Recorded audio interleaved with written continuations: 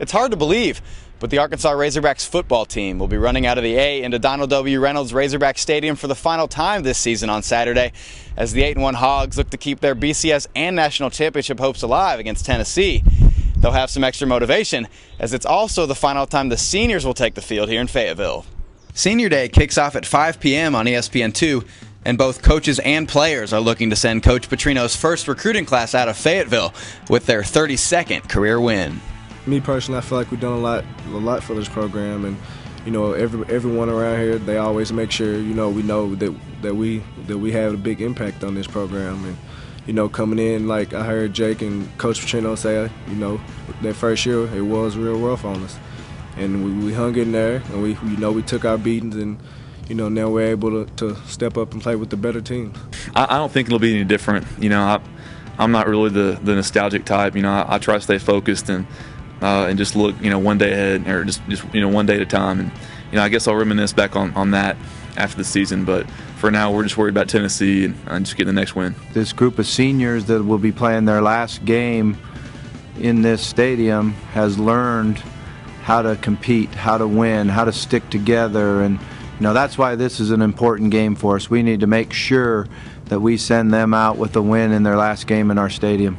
While football plays its last game in Fayetteville, men's basketball plays its first after the Razorbacks finished their exhibition schedule last night with a 76-54 victory over Christian Brothers University. The Hogs take the floor against USC Upstate in Bud Walton Arena this Friday at 7 p.m., and head coach Mike Anderson says he saw what he wanted to see from his team in its final exhibition. You're talking about two teams that play opposite. It's kind of the other extreme. We want to play fast, and they want to be patient, and they test our patience tonight. And I thought our guys did an excellent job in spurts of really having patience on defense. And I thought our defense was effective. They're a team. They normally people don't score probably 50, maybe the highest is 60. And so for us to score 76 points showed that we played, I think, good basketball efficiently-wise. The Razorback women also tip off the season this weekend, and they'll do so outside the state of Arkansas for the first time since 2006.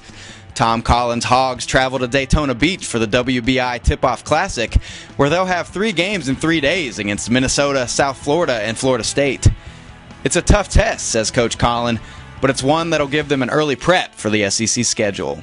I personally have never put together a schedule before that was as challenging as this one in terms of the way the schedule begins, playing 3 games in 3 days against BCS opponents. So that's certainly going to be a challenge for us, but I think those are the type of games and the types of teams that we've got to play in order to get ready for the SEC. Cross country hits the road as well for another big meet, this time in Waco, Texas for the South Central Regional meet. Finishing in the top 2 will earn the teams an automatic trip to the national meet next weekend in Terre Haute, Indiana, but both teams look to be in good position to earn an at-large berth as well. Still, say both coaches, that's no reason not to aim to win. Our large victories right now, scalps over other regions, is very, very positive for us. But it just, with momentum and where this team is and what they've done thus far, there's no reason why they should compromise and not try to be in that top 2. And obviously go for the win. Sophomore golfer Emily Tubert returned from the Spirit International Tournament this past weekend with a win for Team USA in an event that faced off amateur golfers from all countries across the globe. Tubert was one of 2 Americans in the event, and she said she was extremely proud to represent not only the Cardinal and White, but the Red, White, and Blue.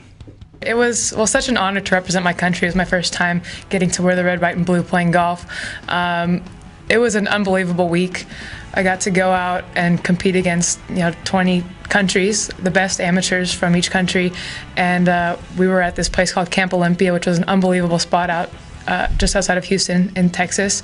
And we all just hung out for a week, played golf. It was a world championship event, and got to do camp activities and kind of meet players from all around the world, which was really cool, I thought. The Arkansas volleyball team also takes the court in Barnhill Arena for the final time this weekend, and they'll look to use that opportunity to keep a hot streak alive. The Hogs have won 5 of their last 6 matches and 17 of their last 20 sets, and they'll look for more against South Carolina on Friday and Florida on Sunday. Head coach Robert Paliza says he's been proud of his team's effort over the last few weeks to earn a spot in the NCAA tournament, but he knows there's still room to get much better. It's our last homestand, so we need our fans to come out, and we're in a big stretch here for us in what everybody knows that are must-wins down the stretch, and we've dealt with it for a long time now, so our players are ready for it, they're excited, but we need those fans and we need that band, and we need the Razorback Nation going into this weekend to make this weekend count. The fall season's maybe starting to wind down here in Fayetteville, but as you can see, there's still plenty of action to go around this weekend. For this Wednesday's edition of the Razorback Report, I'm Zach Swartz for ArkansasRazorbacks.com.